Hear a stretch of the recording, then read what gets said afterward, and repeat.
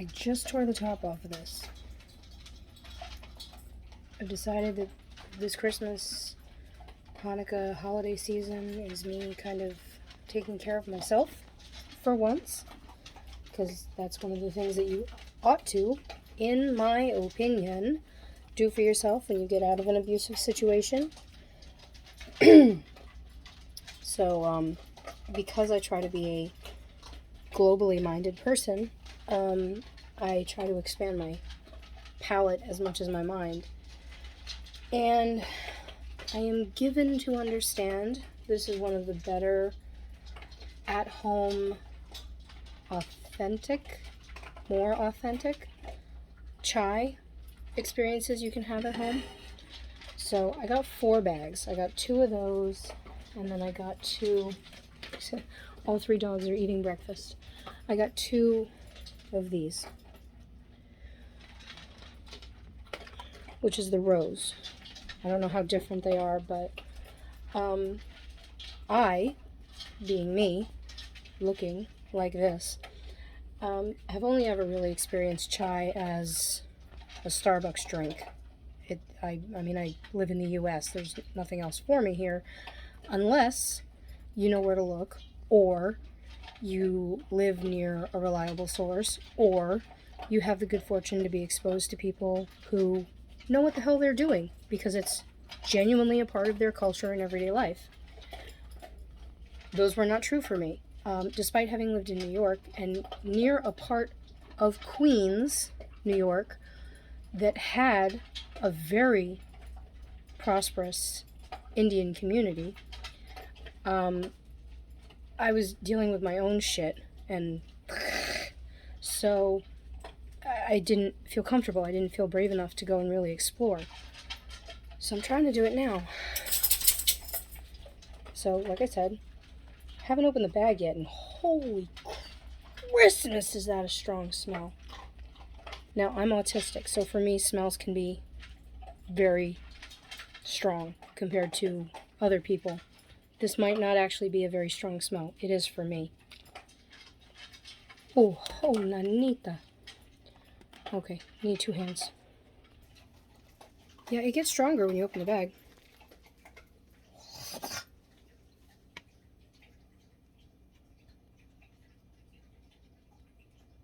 I'm still very much sick, and that is cutting right the hell through. Okay, but let's take a second to look at this, just shall we? That's in the bag. That's the mix in the bag. Now, I don't know what chai mix is supposed to look like. I do sometimes drink loose leaf tea, but I mean, just in my humble opinion, admitting I don't know what the hell I'm talking about, I think that looks good. I think that actually looks kind of pretty. I mean, it smells banging. It's strong. The smell is so strong for me, but it smells really good too. I hear a dog asking to go out. Hold, please. Okay, dog's outside. I'll tell you what, it wasn't cheap getting a fence for our backyard, but it was so worth it. We didn't have 3 dogs at that time, but it was so worth it. Alright, so the instructions, they have an instructional video on their website, but it also gives a form of instructions on the back. It says, contains caffeine, vegan, certified organic, and who buy. It lists the ingredients. 1, 2, 3, 4, 5 ingredients. And then there's what you add to it. This calls for the use of water and milk, which, if I understand what I tried to teach myself, that's all you're really supposed to add in terms of liquid for actually making chai. Ratios. Ginger is optional. If you don't know what you're doing with ginger, put it the fuck down. For the love of your digestive system, if you don't know what you're doing with ginger, please put it down. You will hurt yourself. I say this from experience. Boil water, add mix, optional, add fresh grated ginger. It specifically says fresh grated. So there's not screwing around here when it comes to adding the ginger. Simmer 3 minutes, add milk, boil, steep 3 minutes, strain, sweeten, and then it just says sweeten, but I was a barista for a while at a Starbucks, so I'm going to assume that means sweeten to taste.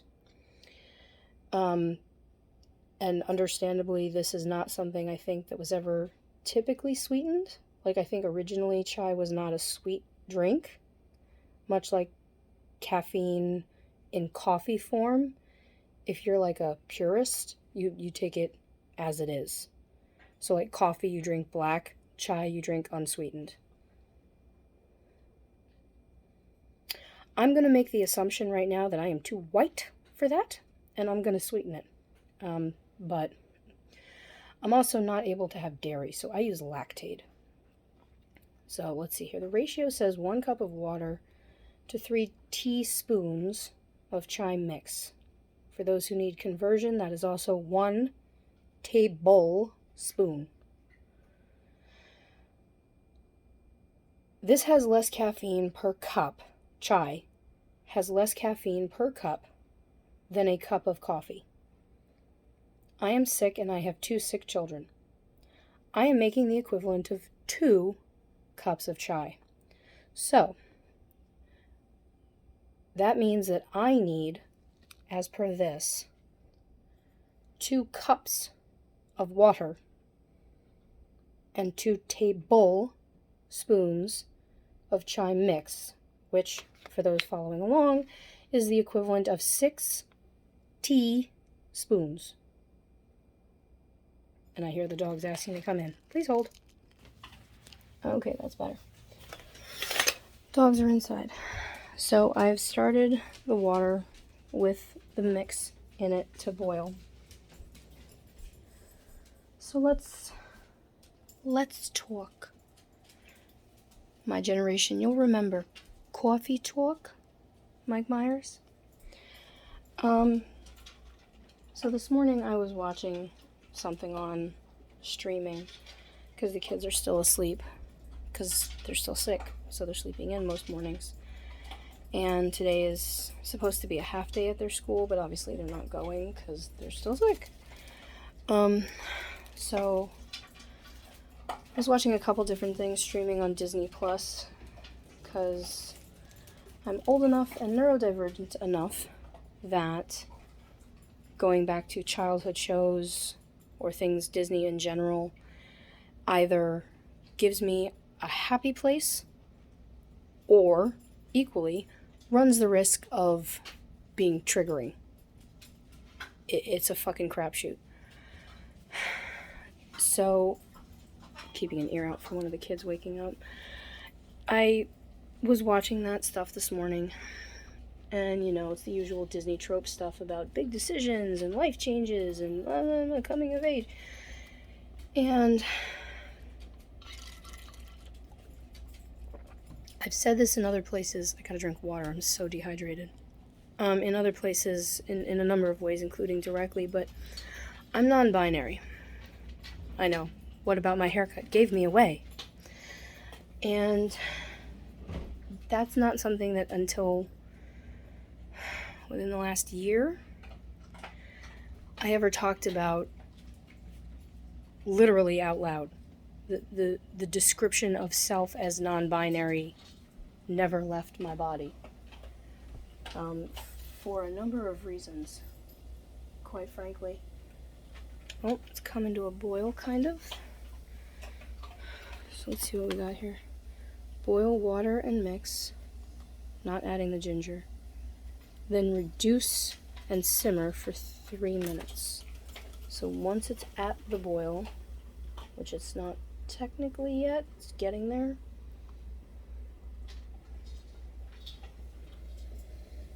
Ooh, it smells kicking. Oh, I like that. See, this is involved, but this may have to be what I do every morning now. I can see how this becomes a thing real quick. Turn down the heat. 3-minute timer. Bless you, burpy dog. What? Oh, Breck meowsed. The cat's in on it, too. Alright. So, until about a year ago, I didn't talk about how I'm non-binary out loud. Why did I not talk about it out loud? Well, there was a few reasons. I grew up here in New England. And in New England, in the 80s and 90s, oh, that was so not allowed. That was, talking about that out loud is a no. And we're on video here, so like me from here down, my body looks very much part of the binary. I don't look androgynous. I don't look gender fluid. Who I am and who I am don't match. So I had to live according to my body, not according to my identity. If you know, you know. Now, in all of the bullshit that has been my life during the abusive relationship that I just got out of, I was never asked who I was. There was vague acknowledgement between us of both being bisexual, and none of what I'm telling you here is anything that they haven't publicly revealed about themselves. Nothing I'm saying is anything that you couldn't find on their social media that they already say about themselves. I'm not going to say their name, but these are all things that they already identify publicly about themselves and have for a long time. Because it's very important not to reveal things about other people that are private. And that's a key thing to what I'm about to tell you.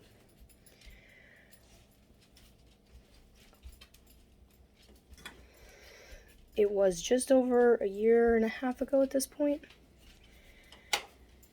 And we were already rapidly in the process of getting to divorce. I was secretly hunting for a lawyer, trying to figure out if I would ever be able to afford a lawyer since I was so far under their boot heel, not being allowed finances of my own, trying to find a way out of that, around that, how to change that so that I would have money to be able to do things on my own, like get a lawyer that wouldn't be under their control.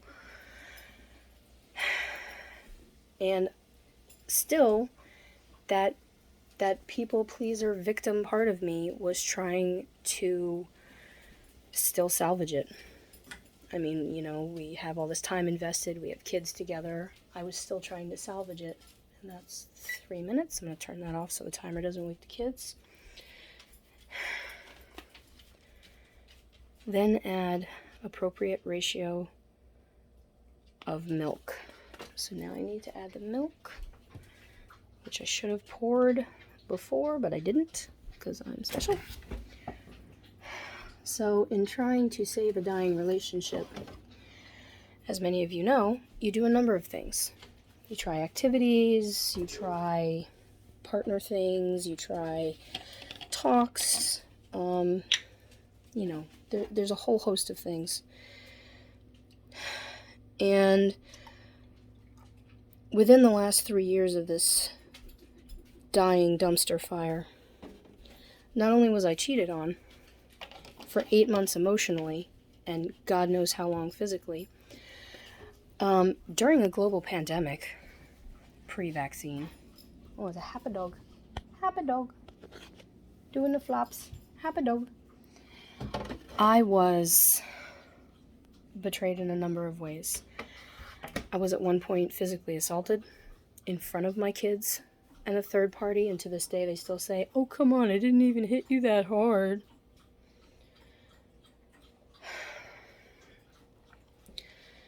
And still I was trying to save it. Oh, that gets to be a very pretty color when you add milk. I've literally had chai at Starbucks, and still, at making it at home, it hits different somehow.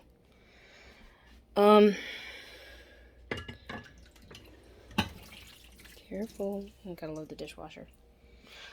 Okay, boil It says boil, right? Add milk, boil, then steep for 3 more minutes. Okay, this is a process, but I'm going to trust it. So about a year and a half. This is almost 2 years ago at this point. A year ago? 2 years. Okay, so about 2 years ago at this point, we were having one of these conversations where I was trying desperately still to save this dumpster fire. And I told them a thing about myself that I hadn't previously told them, because they never asked, I never felt safe, I never felt comfortable. It's not something I'd ever been encouraged to talk about, felt supported to talk about. I vaguely felt okay saying bisexual, which is not actually the full story, because they had said that they were. But I told them, and I have audio files. Keep in mind, everything was so toxic for a while that I had started recording literally every day of my life because I was so tired of being gaslight. Just everything was gaslight. Every word, gaslighting. So I have the audio file. And I explicitly said to them, you gotta understand, this is private, this is personal. I'm not an out and proud person. I am a member of the community. I am an ally to all of our friends, including you, because you're an out person. But I'm not that person. I'm neurodivergent. I'm a parent. I have to worry about their safety first. It's not who I am. I'm not the out and proud person. Okay, what? I'm actually non-binary. I know this is how I look and I know this is how I present, but that's got everything to do with it. I knew that was going to happen. I know this is how I look and I know this is how I present, but that's got everything to do with safety. It's got everything to do with having grown up in New England and knowing that, I live in this body. And this body puts me at risk every day of my life. I was then attacked for not understanding what it is to be transgendered. I was told I don't understand that being non-binary means I am a member of the trans community, because they are a member of the trans community.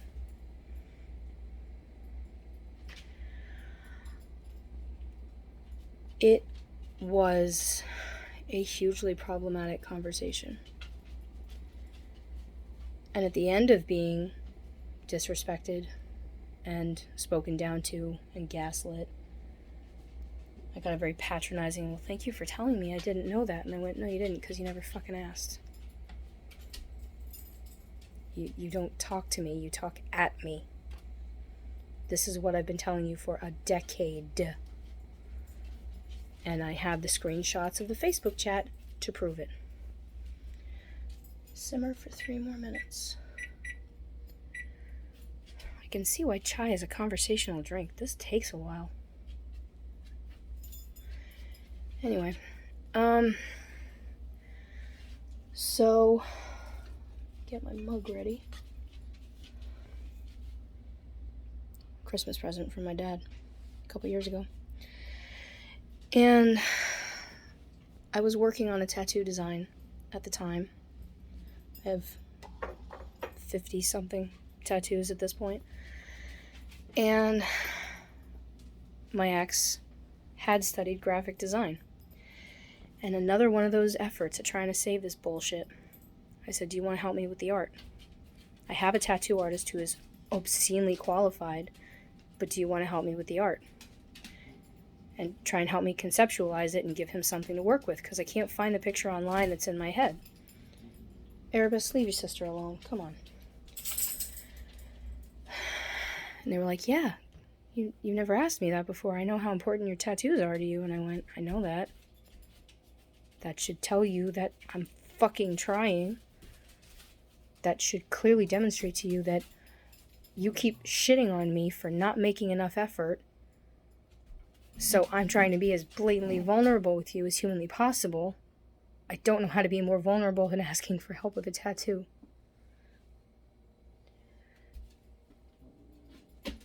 Leave your sister alone, please. Come on, leave her be. She just wants breakfast. And we sat down at the dining table over here, and we started work. I'm gonna cry. I'm gonna fucking cry.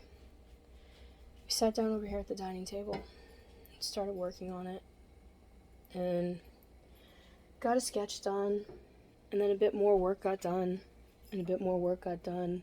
They had an iPad that I had picked out for them, so they could do more graphic design, because they said to me they wanted to get back into drawing more, because the kids really liked the artwork that had been done for them. Which isn't surprising, because they are actually a very decent artist. They haven't been doing it all the time, so they're not like a well-versed artist who like does this for a living. But the natural talent is there. I can't lie about that. They actually are a good artist. I always said that. I say that in front of the kids every time. That's why I was willing to ask for their help with the art. And stop that timer. And we've agreed about a final design thing that I was going to show the tattoo artist. And I was out the next day driving with the kids. They were taking a nap. And I'm scrolling through Instagram. And without asking me, they had posted the tattoo design. Now, they had done the artwork. The fact that they had posted a thing that they had drawn is not what I take issue with. A person who creates a piece of art has every right to post their piece of art on their social media. Absolutely. What I take issue with is the fact that it was posted with me personally tagged, with literally every identifying hashtag. I had been publicly outed 36 hours after I had on audio explicitly said this is private information.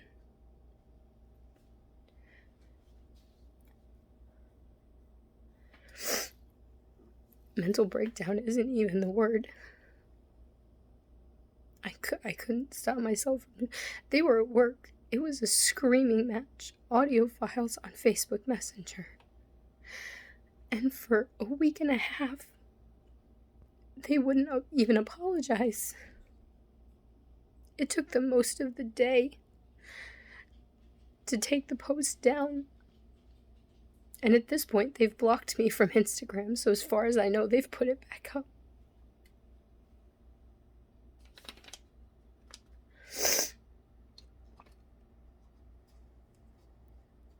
So for a week and a half, I was told, what are you freaking out about?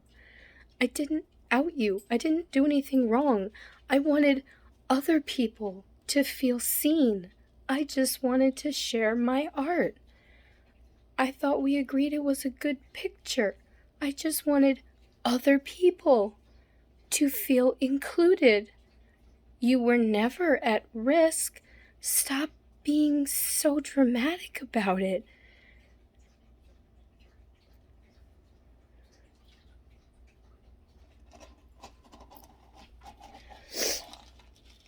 And I said to them, "You're kidding me, right? You're an out trans person and you're telling me you didn't do anything wrong? I spend every day with our kids and you're telling me you did nothing wrong."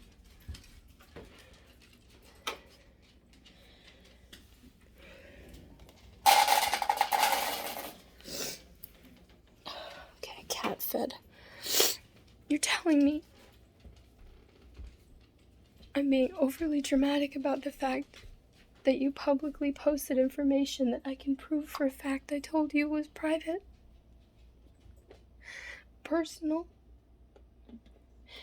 if when you told me you were trans, I had turned around and posted it on social media and said, what? I didn't do anything wrong. I wanted other trans people to feel included. I wanted other trans people to feel seen. Why are you being so dramatic? You were never at risk. You're telling me that would have been okay for me to share that information?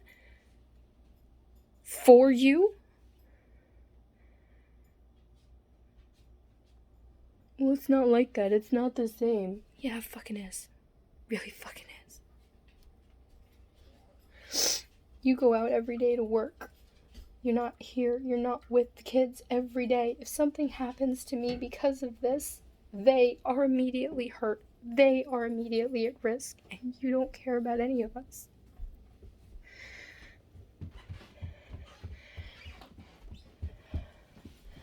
So finally, by the end of the week, it was taken down.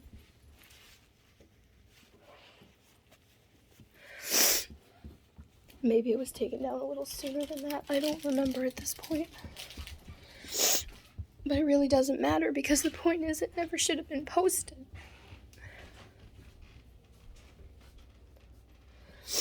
So I was watching these things this morning on Disney and it occurred to me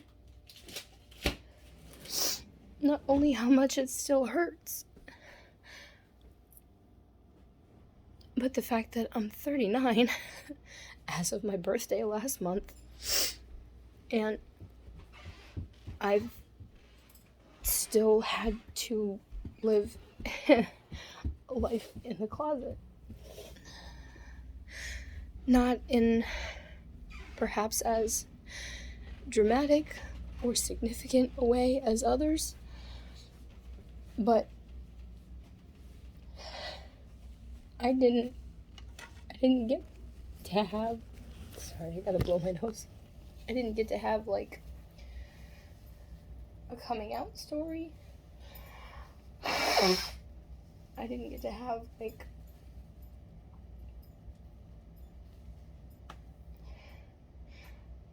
I don't know. I'm sure plenty of people have had to deal with this. See, this is the body I have to live in. I have to live life as a female presenting person. And there's so much about that is inherently unsafe.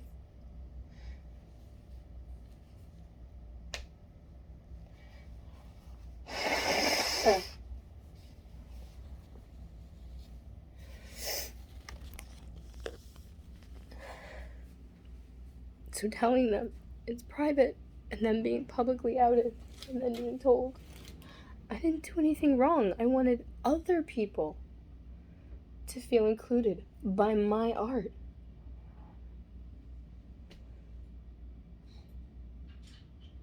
I'm your spouse. You keep telling me every day you want to save this marriage, having cheated on me, having lied to me, having destroyed evidence that would have given me any kind of hope that you do want to save this. I'm telling you, it makes me feel threatened and unsafe and at risk, that you're dangerous, that our kids are at risk, and your answer is, I did nothing wrong, you're being dramatic, I wanted strangers to feel seen.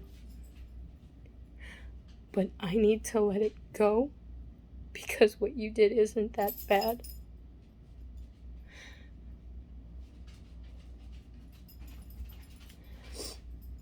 So, it is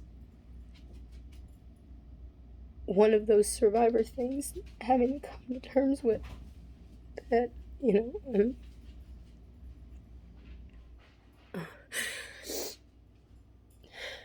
it's hard enough trying to deal with age for a lot of people, because I'm almost 40 now, which fucking hurts to say. But, that I'm almost 40, and I spent 14 years with someone who could do that. Who would calmly, gladly, easily do that, and defend it. And would do it as a member, and would do it as a member of the trans community.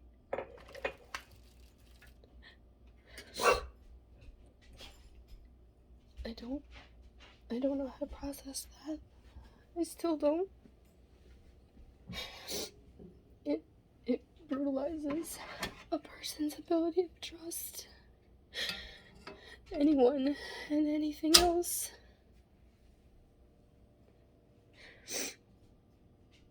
Because yeah, I'm saying this and I'm probably gonna post it as a vlog because I need to talk and I need to get it out, because if it keeps living in my head, it's just gonna keep hurting me.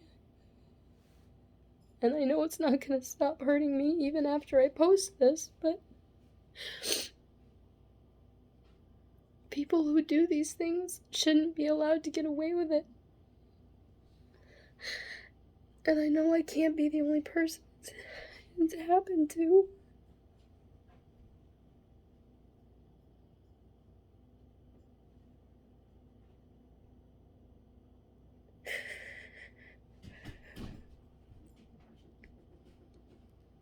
But if you publicly out someone, whether it's something as relatively low exposure as this, let alone higher exposure,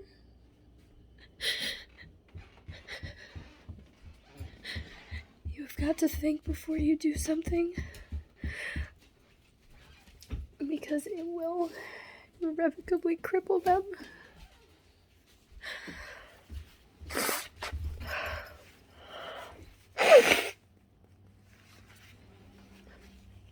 It will shatter any trust or relationship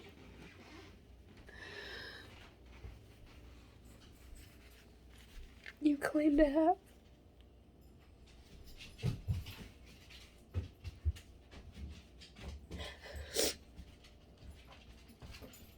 I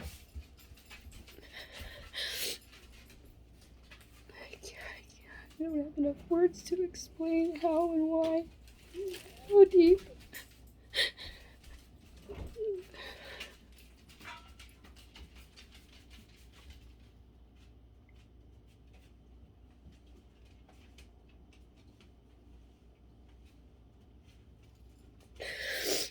Obviously, it's worse when it's your partner.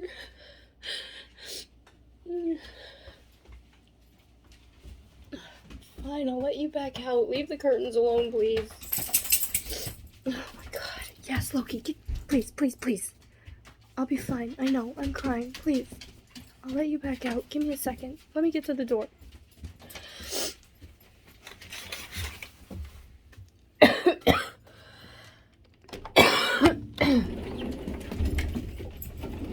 God, those two. A lab and a hound mix. Jesus Christ. It's worse when it's your partner. It's a lot worse, I'm sure. But it's the breaking of intimacy. It's the breaking of trust. No, I didn't forget about my chai.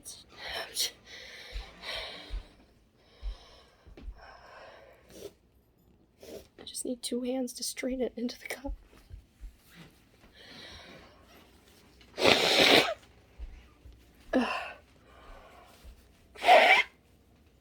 Okay.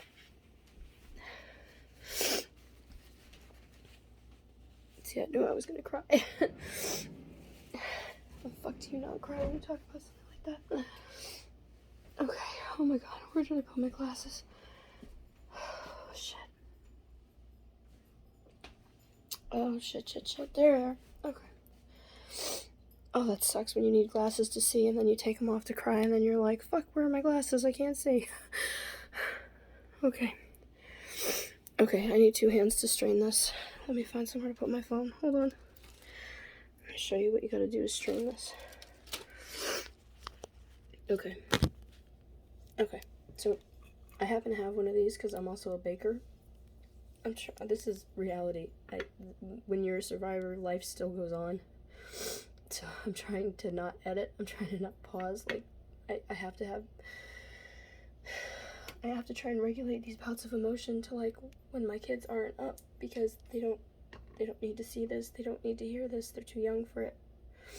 They were in the car when it happened, but that doesn't mean they'll remember it, and I don't want to make them go through it again and again with me. Okay, I let this sit. I gotta mix it. Gotta mix it. Is it still hot enough? Oh, I should warm that back up. Okay, I did. I let it sit for too long. Okay, that's on me. I let that sit for too long. I gotta warm that back up a minute. So you really should strain this as soon as the instructions are done. I got away from myself.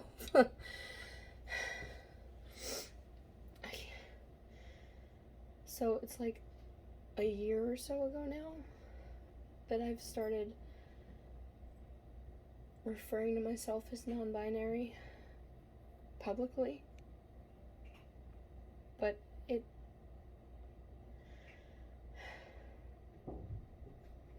I never otherwise would have. I don't feel safe about it. I still don't feel safe about it. Is that them at the door? God, they're worse than cats. I've had cats my whole life, and they're just, all right, you two, all right, come in. God, this is why your sister's an indoor-only cat.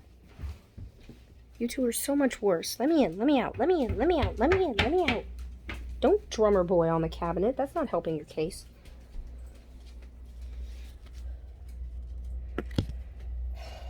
All right. Okay, that's enough heat. Okay, let's see if I can do this. This is the smallest pot I have clean. Fuck. All right. Didn't even realize. All right, you know what? I gotta ladle that. I need to ladle that because I can't even balance it. Okay.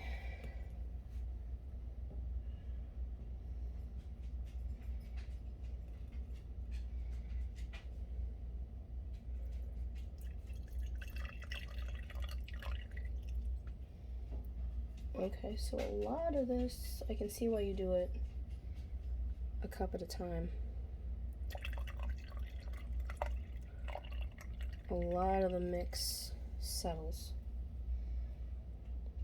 in the bottom of the pan. Pot, whatever.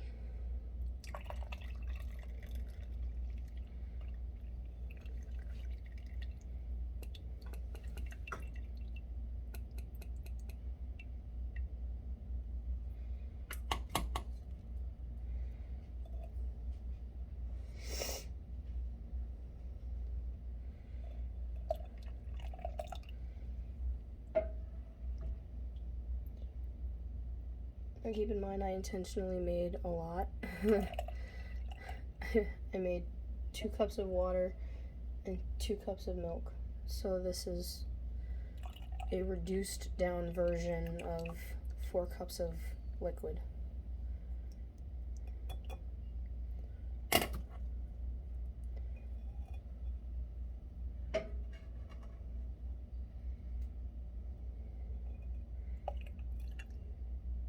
Okay, this might actually be enough that I can handle the pot now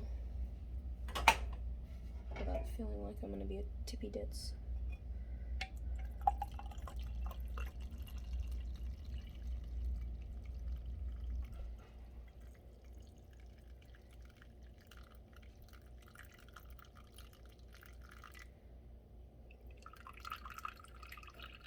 Oh, that's cutting shit close.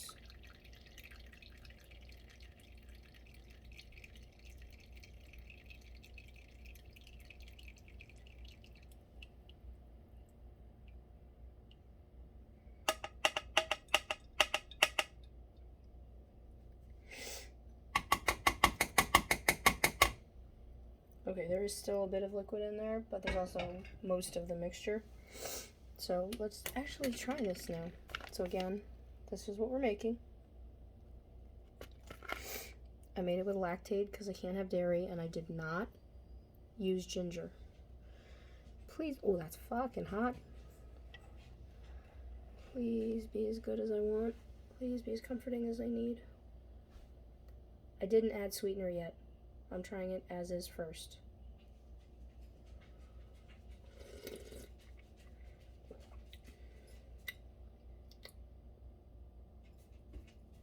Oh, hot snot. That is good.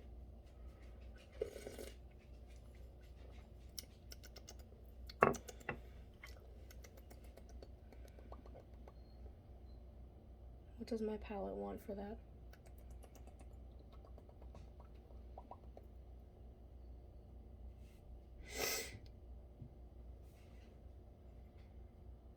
Sweetener, yes, but what?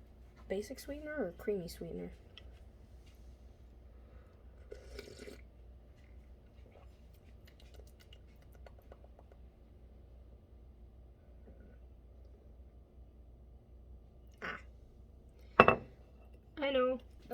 I know.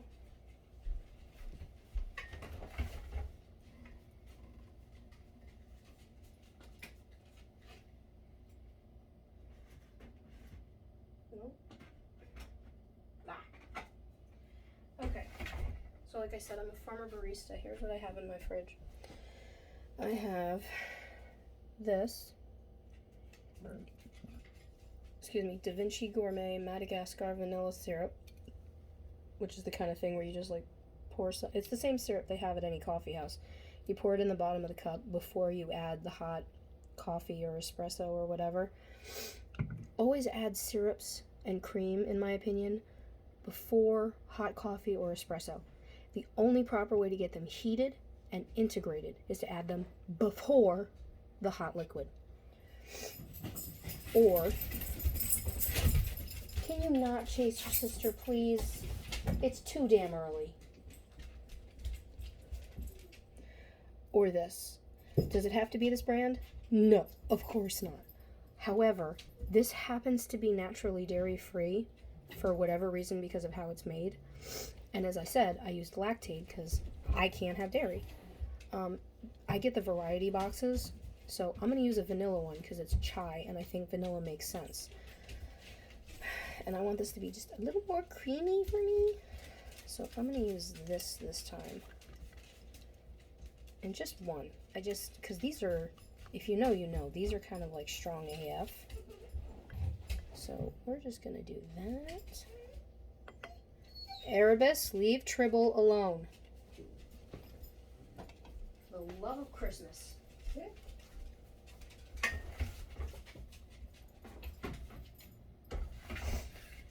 She's your sister, not a gosh dang dog toy. Alright, try this one more time.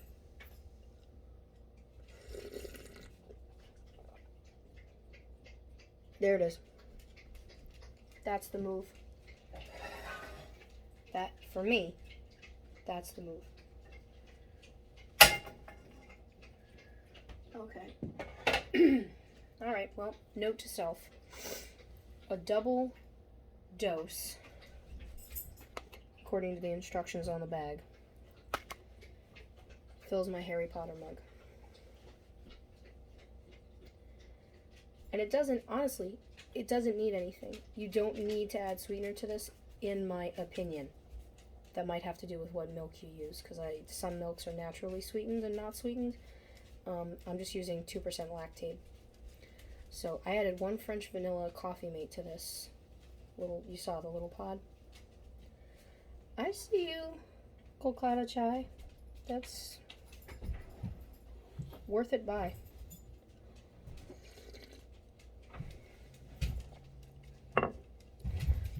Worth it buy. Can you leave your sister alone, Erebus?